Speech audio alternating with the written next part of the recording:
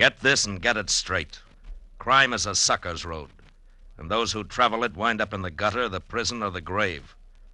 This time, a platinum wristwatch, a body on a lonely strip of beach, and a case of heart failure in a Beverly Hills garage, all added up to blackmail, 25 years old, and a killer who would never be caught. It happened like this.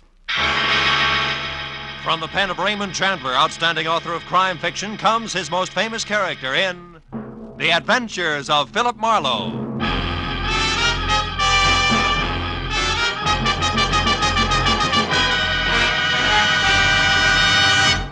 In just a moment, tonight's story. But first, a message from the Ford Dealers of America.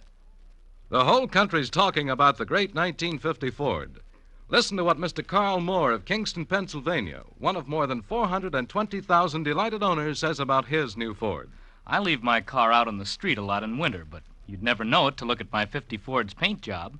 It's still as new-looking as when I bought it. I'll never stop wondering how Ford can sell a car that stands up so well for so little money. And speaking of getting a lot for little money, my Ford gives me up to 22 miles to a gallon of gas. Yes, it's hard for Ford owners to keep the good news to themselves. The news about the economy of the big new Ford. From its low initial price to its high resale value. From its low cost of maintenance to its thrift on gas and oil. Ford is a real economy buy. But prove it for yourself. Your neighborhood Ford dealer has the facts on Ford economy, and he'll be glad to have you test drive the big 1950 Ford in your own way. And now we bring you tonight's exciting story, The Anniversary Gift.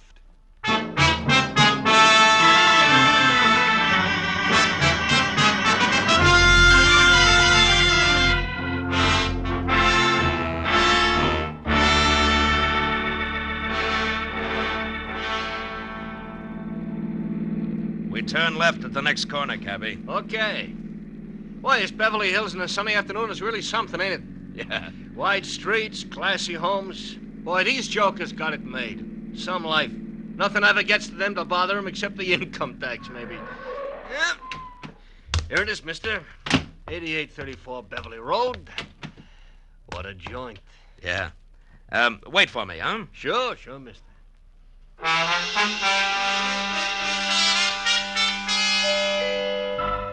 The door was answered by a girl of about 16, a tall, slender girl with dark eyes, too deep for her years. Oh, come in, won't you?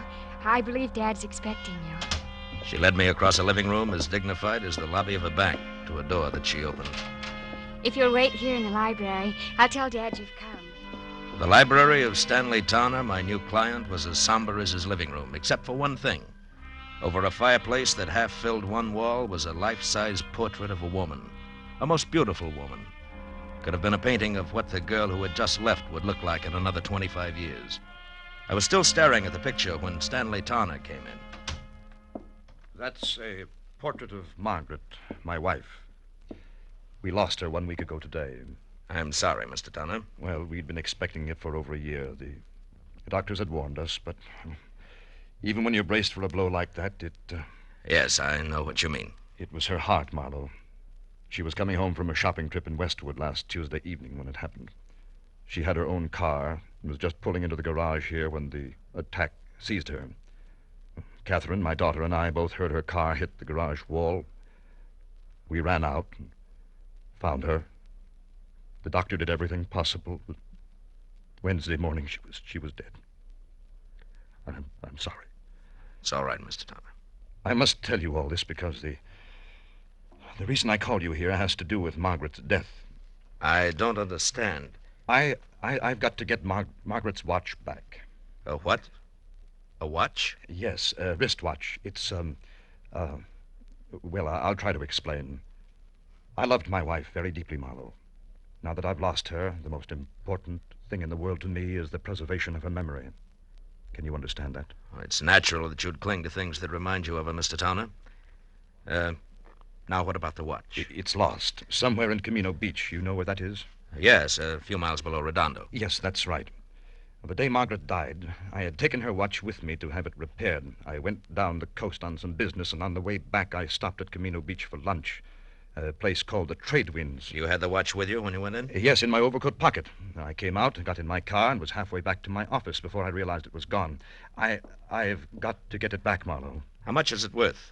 In cash, about $500, but to me, now, it's worth 20 times that.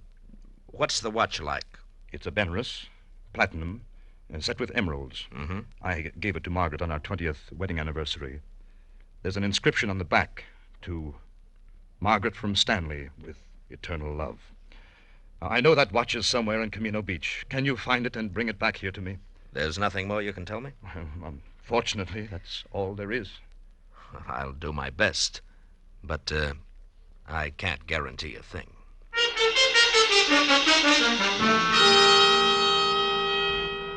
The cabbie waiting outside drove me back to the gas station on Wilshire, where I picked up my own car, fresh off the grease rack, and headed for the ocean and the sunset.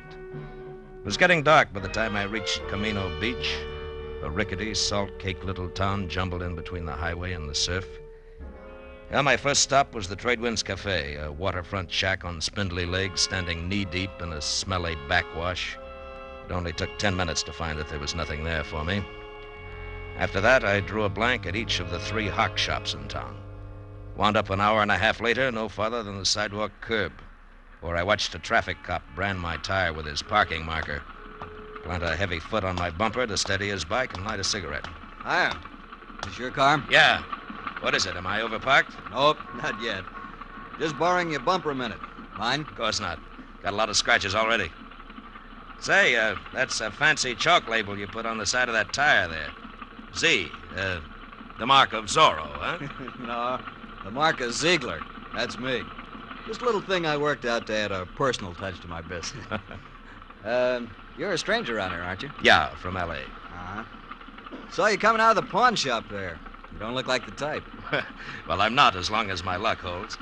Actually, a friend of mine lost a wristwatch here in town. I'm trying to locate it. Pretty good watch, is it? Yeah, good enough. The really tough part is that it has a very big sentimental value. I've tried all 3 of the pawn shops in town, but no dice. You know, if I had a friend who'd lost a good watch, I think I'd check in at Sean's bicycle shop on 3rd Street. Well, thanks a lot, Ziegler. Don't mention it. Oh, incidentally, I wouldn't bother to tell him who sent me down if I was you. So long.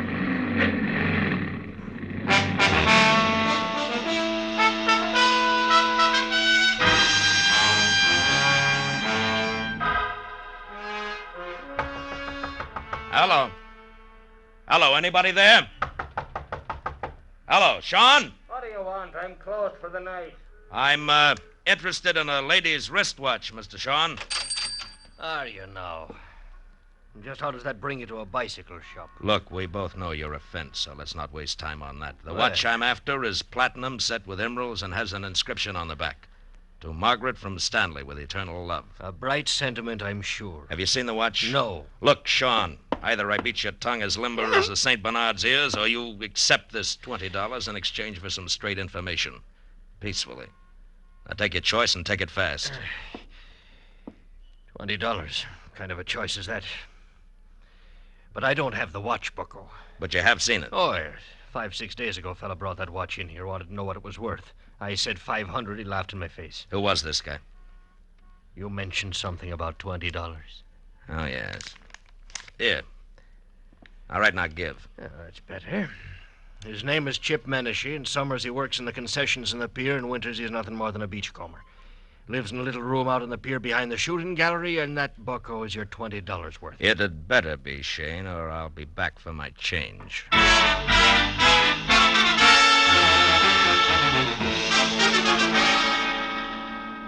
The amusement pier was deserted. When I finally found the one-room shack tacked on behind the shooting gallery, it was dark and quiet. I knocked once, got no answer. So I pushed a wad of rags out of a broken pane of glass in the door, reached inside, and unsnapped the lock and went in. With a light from the one naked overhead bulb, I started through the room. On a packing crate that passed for a dresser, I found a week-old newspaper clipping that said the body of one Leon Stice of Camino had been found on an isolated beach Wednesday morning, shot in the chest. No apparent reason. Stice was survived by his wife, Nancy, of 320 Front Street. I got real busy wondering why a bum like Chip Menashe saved old newspaper clippings of murder stories when a noise outside turned me toward the open door. What are you doing in my place? You weren't home, so I came in to wait. You a cop or something? No, I'm no cop, Menashe. The name's Marlowe. Huh? Maybe we can do business. Sit down. I don't get you. I collect old watches. A mutual friend sent me, Menashe. Yeah? I'm interested in ladies' watches, particularly. Maybe something in platinum with emeralds. Okay, Pally, what's the proposition? Nothing until I see the merchandise. Now, how about putting it on display, huh? I can't hear you, Pally. Ah, come on now. Where's the watch? Don't rush me, mister. Don't rush me. You'll get you nowheres. All right. Make me a proposition. 10 grand? 10,000? Uh-huh. You must be out of your mind. Yeah, we'll see who's out of their minds. That's a very valuable watch. Maybe you better get out of here and add it all up again. Yeah, maybe I'd better at that. But, Menashe, don't go away, because I'll be back. I won't go away. I know when I'm sitting on top of the pile.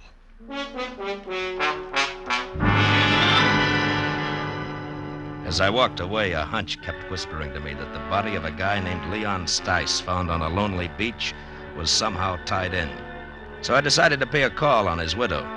I drove down Front Street to number 320, but there was nobody home.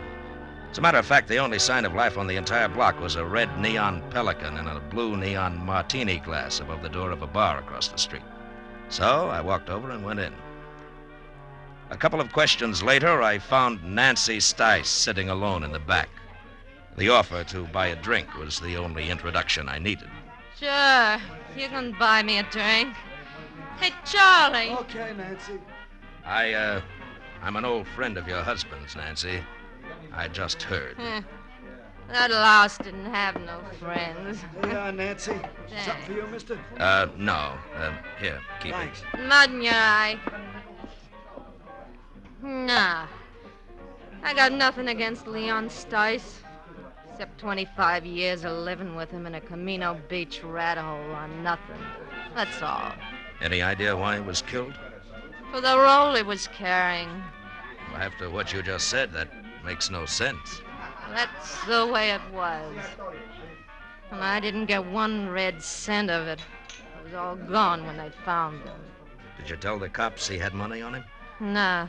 I hate cops. Yeah, sure. Where did Leon get this dough? He told me he ran into an old acquaintance who was staking him. Some guy named Martin Vogel who used to live here in Camino Beach years ago. Martin Vogel was staking him? To what? Leon said him and Vogel was going in business together. The cash was in advance. Oh, sure, he was going to be such a big shot. What kind of business, Nancy?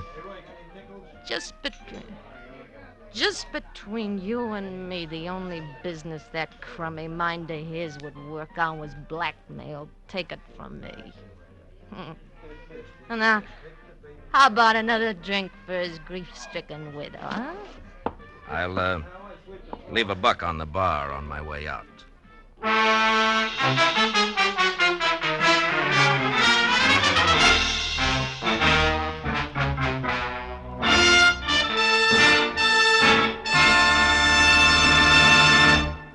In just a moment, the second act of Philip Marlowe. But first, a brief message from the Ford Dealers of America.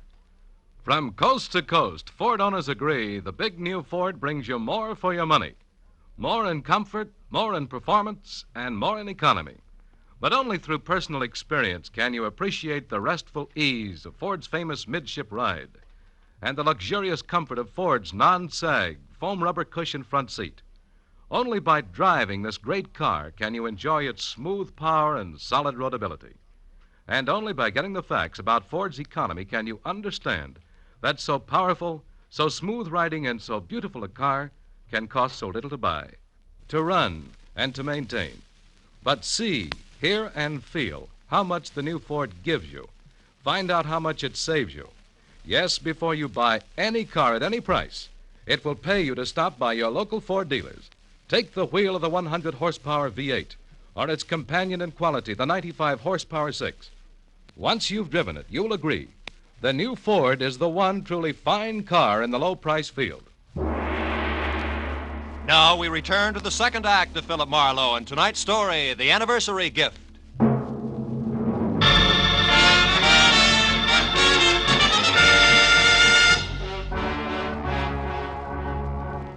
I left the Pelican Club, got into my car, and started for the local law on the chance that I could learn something more about the new question mark I'd picked up named Martin Vogel. 10 minutes later, I parked my car under the cracked globe that oozed sick purple light over a weather-beaten sign, Camino Beach Police. A fat sergeant huddled over what could have been the original teletype machine. When I presented my credentials, he jabbed a fat finger at a dirty glass door marked Captain Elvin Bush, Chief of Detectives. Inside, a small old man, neat in a clean white shirt, groomed silver hair, and a gentle smile, was strapping on a shoulder holster when I put my license on his desk. When I stopped talking, he got up and extended an almost delicate hand. I certainly hope we can help you, Mr. Marlowe. Martin Vogel, you say? Yes, it might have been a long time ago, Captain, maybe even 25 years, if he was mixed up with the police at all. Do your records go back that far? Oh, yes, by the apple crate load. And I mean that literally, Mr. Marlowe. You see, in Camino Beach, police files, fixtures, and furniture are somewhat lacking. City appropriations only go where they show. Public bird baths, statues of the mayor. Oh, here. This bottom crate here. Marked, let's see. 1921 to 1930. Figure he was arrested along in there, this Vogel? Yeah, if he was arrested. Yeah, it's dusty, isn't it? Well, the cards are alphabetical. Yeah. And let's see. Riker, Rooney, Stemple. By the way, Mr. Marlowe, what's your angle? I'm not sure, Captain. Svensson, Underley, Utterman, Van. Vogel. Martin. Got it, eh? Yeah, picture and all. Bring it over here in the light. Yeah. Martin Vogel arrested Camino Beach Hotel, May 28, 1923, on warrant from Chicago, Illinois police. Returned to Chicago, sentenced to 5 years in state penitentiary for embezzlement. Arresting officer, Patrolman Elvin Bush. Picked him up myself, did I? Well, I've locked up a lot of people in the last 35 years. Yeah, I guess you have it. Holy smokes. Huh? What? That can't be. What is, Mr. Marlowe? You look kind of pale. There was no mistaking it. The time-yellowed picture of Martin Vogel made it plain. Vogel and my client, the distinguished Mr. Stanley Towner, were one and the same. That meant that Towner had lied to me, and more important, had no doubt killed Leon Stice, who was blackmailing him because he knew he was Vogel.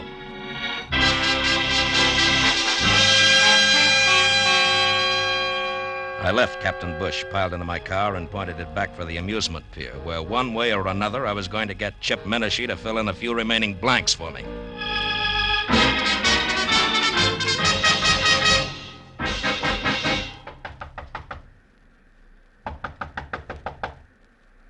Yeah, who is it? Marlowe, Menashe. I want to talk business. Okay, Marlowe. Looks like I doped it right. I thought you'd come back. All right. Now get up. And listen hard. I want the watch and the story that comes with it. I told you my price. It's still 10 grand. You're bluffing, Menashe. You know the watch means money, but you don't know why. Yeah, Mr. Weisenhower? All right, now come on, talk. Okay, quit. I'll tell you what you want. I took the watch from Leon Stice. I found him dead on the beach. It was clenched in his fist. And the dough you're spending? Was in his wallet. Let me up, will you? All right, come on. Now sit over there. Hands in your lap. School isn't out yet. What more do you want, Marlowe? How do you tie the watch in with Stanley Towner?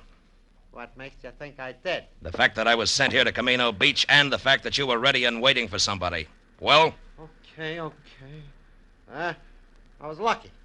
When I read about Stice in the papers, I also just happened to read another article, an oddity, you might say, about a woman in Beverly Hills, a rich man's wife who got a heart attack in her car just she pulled into her garage. Woman called Towner, front name Margaret. Wife of a big shot broker, also called Towner, front name Stanley. I went from there. I was shrewd. Yeah, genius. Okay, now give me the watch. Come on, let's have it. All right, get your mitts off. Here. Now you're real happy, Muscles? Happy that you... Hey, cops. Coming this way. Hey, Menashe, wait a minute! By the time I got to the door, he was halfway across the boardwalk to his car. But Captain Bush and his sergeant were ready and waiting. When Menashe was next to the gun he kept in his glove compartment, the spotlight on the squad car slashed through the dark, found him, and froze him in a position. We've got you, Menashe. You'd better quit. Menashe, do you hear me? Yeah. No, you listen, copper. Let him have it, Becker. The windshield sprang into little pieces. That got him. Come on, Becker. Yeah, Captain. I waited until Captain and Becker were next to the body and had lifted it off the steering wheel. Then I moved quietly along the side of the buildings as far as the squad car. There, I turned and started back toward them. Hey, what happened? Oh, it's you, Captain. What brings you around here, Mr. Marlowe? A guy in town told me that somebody named Chip Menashe might give me a lead on Martin Vogel. You won't be able to now. That's Menashe. What? We wanted him for a week-old stick-up murder. Stick-up murder? That guy on the beach? The same. Say, Becker, you find the money on him? Right, some $300, Captain. Good. Well, you better call for the wagon now. Check. Funny thing, Mr. Marlowe. One fingerprint did it. Oh, how's that? Well, that guy on the beach, Leon Stice. We found his empty wallet in the sand next to him. It had an isinglass front over his driver's license with a thumbprint that wasn't his. But was Chip Menashe's, huh? Well, we got on to Menashe because he was spreading a lot of dough around. Today, Becker got down here and lifted one of his prints. That cinched it, huh? Yes, that and the shot he just threw at me. Yeah, strictly a stick-up killer who got caught. Marlowe, about this Martin Vogel, you still want to let it go that the Beverly Hills police are going to get in touch? I think so. Good night, Captain Bush.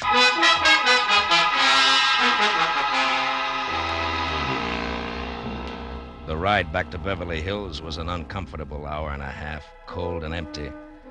I was glad that I had things to do like stop and start and shift gears. It kept me from thinking too much about a lot of things and a lot of people I wish I'd never heard of. People like Stanley Towner, who I had every reason to be against, but who I was starting to pull for. Stanley Towner, a man who had started all over again after a single mistake made 25 years ago. A man who had fought to build good things, like a comfortable home, a marriage to a woman in a painting, a 16-year-old likeness named Catherine.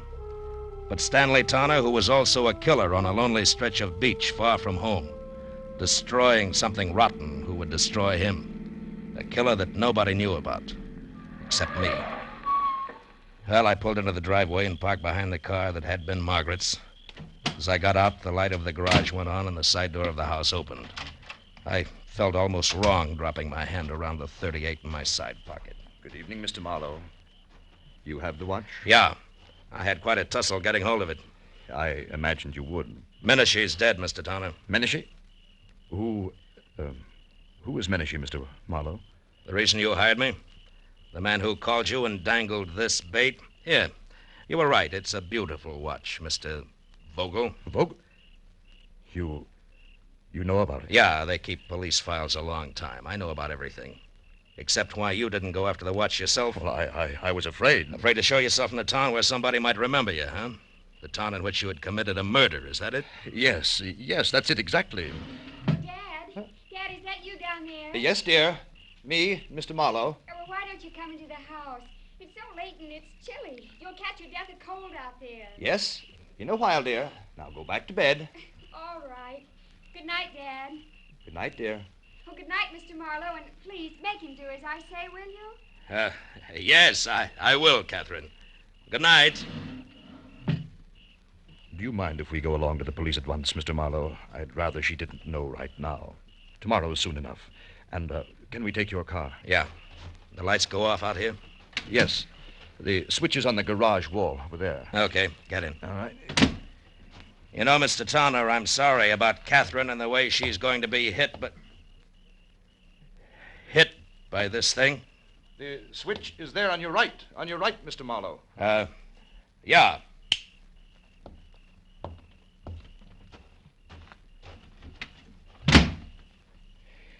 It was a very nice house. Mm-hmm.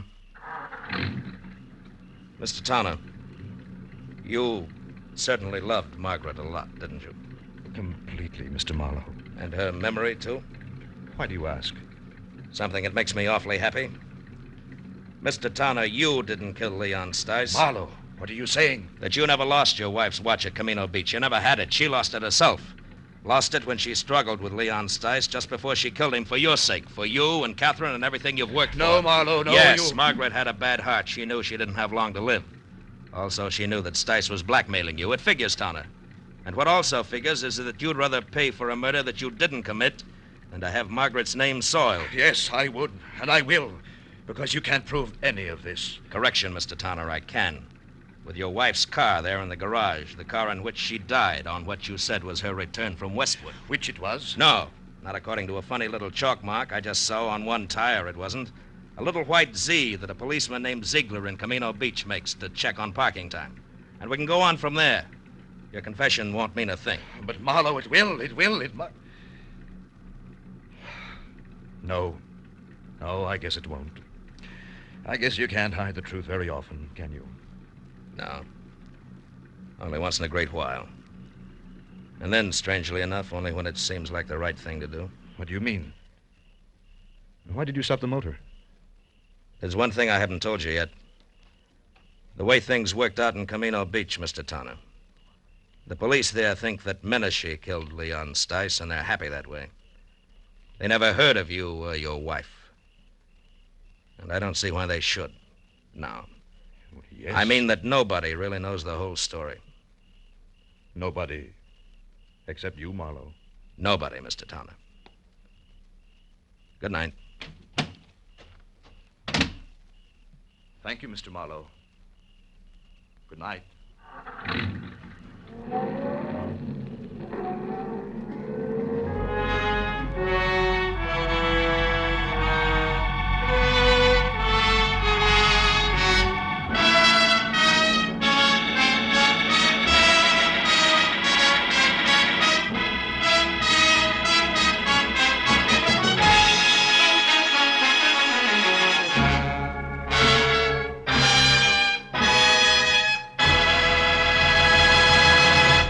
Philip Marlowe will be back in just a moment. But first, a word from the Ford Dealers of America.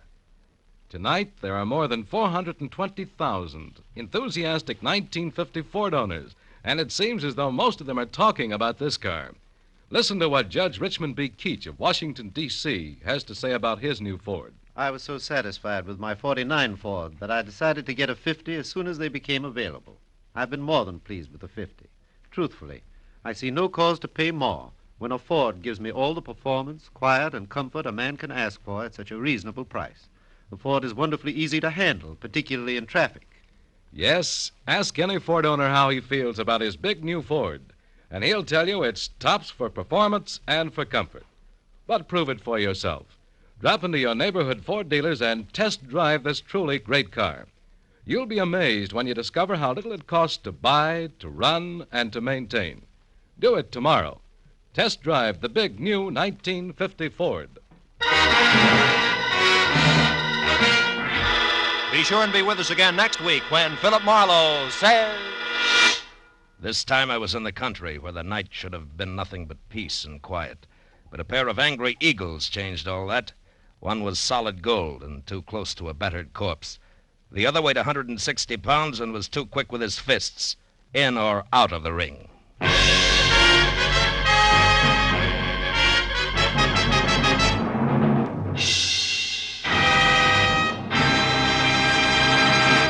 The Adventures of Philip Marlowe, bringing you Raymond Chandler's most famous character, tonight starred Bill Conrad, are produced and directed by Norman McDonnell, and are written for radio by Robert Mitchell and Gene Levitt. Featured in the cast were Sammy Hill, John Daner, Gene Bates, Ralph Moody, Larry Dobkin, Harry Bartell, and Edgar Berrier. The special music is composed and conducted by Richard Orant. This is Roy Rowan speaking for CBS, the Columbia Broadcasting System.